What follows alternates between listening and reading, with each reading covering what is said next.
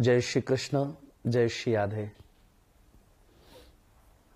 हम सौभाग्यशाली हैं। परमात्मा श्री कृष्ण का अवतरण प्रत्येक क्षण प्रत्येक पल होता है, लेकिन यह विशिष्ट अवसर है जन्माष्टमी का। आस्था के सभी दर्शकों को श्री कृष्ण जन्माष्टमी महापर्व की अनंत अनंत बधाई।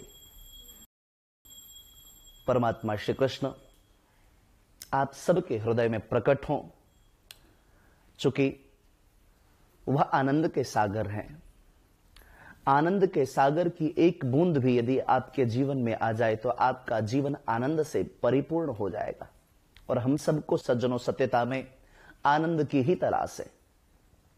हम जीवन में जितने भी कार्य कर रहे हैं वह सब आनंद के निमित्त ही कर रहे हैं।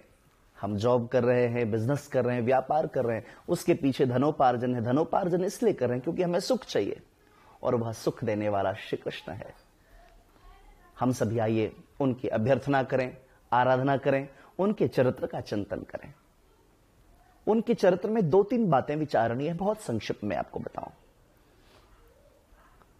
उनका जन्म रात्रि के 12 बजे हुआ है कारागृह में।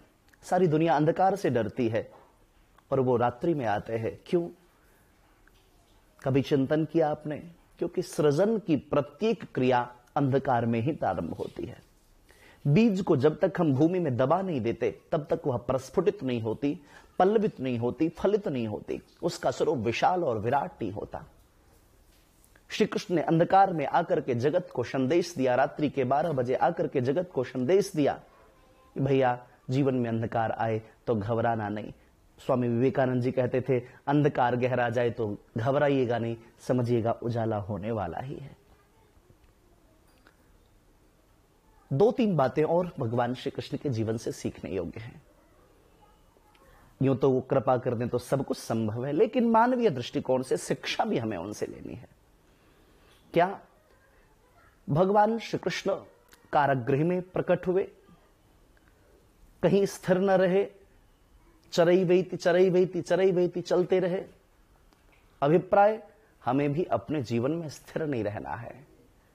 गंगा यदि प्रवाह युक्त होगी तो वह प्रदूषण मुक्त होगी। जिस दिन वह प्रवाह मुक्त हो जाएगी वह उस दिन प्रदूषण युक्त हो जाएगी। हमारा जीवन भी तो नदी के भांति है, चलते रहिए। चरई श्री कृष्ण मथुरा में आए, गोकुल में आए, वृंदावन आए, चलते चलते और योगेश्वर कहलाए। हमें भी थमना नहीं है, कैसे भी झंझावात आए चलते रहना है। जब हम थमेंगे नहीं तो हम श्री कृष्ण के अनन्य भक्त कहलाएंगे। वन वन गाय चराया, बेजर की रोटी खाया, न जाने कितने झंझावात आए, कितने असुर आए, फिर भी वो द्वारिका के राजा बन गए क्योंकि चलते रहे। अच्छा, इसके पीछे 3 और कारण है। क्या? भगवान श्री कृष्ण ने जगत को 3 चीजें बताई। कब हमें शक्ति का प्रयोग करना है, कब हमें युक्ति का प्रयोग करना है, कब हमें नीति का प्रयोग करना है। जिसको यह ज्ञान हो गया कि कब शक्ति युक्ति नीति का प्रयोग करना है, वह सफलता की उत्तुंग शिखर पर विराजमान हो जाता है।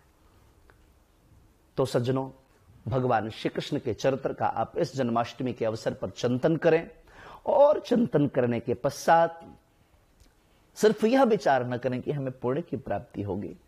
श्री कृष्ण का जीवन आपको इस भवसागर से उनका चरित्र पार भी लगाएगा, आपको बहुत कुछ सीखने का अवसर भी प्रदान करेगा। अभी वर्तमान में वैश्विक महामारी कोरोना का प्रकोप चल रहा है। इससे बिल्कुल घबराना नहीं है। जब अच्छे दिन न रहे तो यह दिन भी कैसे रहेंगे, इससे भी निवृत्ति मिलेगी। भगवान श्री कृष्ण के चरणारविंद में मैं प्रार्थना करता हूं, हे नाथ, यह भारतवर्ष के सारे भक्त आपके दर्शन के लिए लालायित है, और इस कोविड-19 के कारण सब आपकी अच्छे से साधना भी नहीं कर पा रहे हैं। इसलिए हमारे भारतवर्ष को आप कोविड-19 के महामारी से मुक्त करो।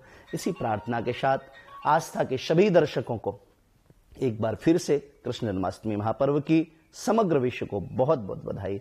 जय श्री कृष्ण।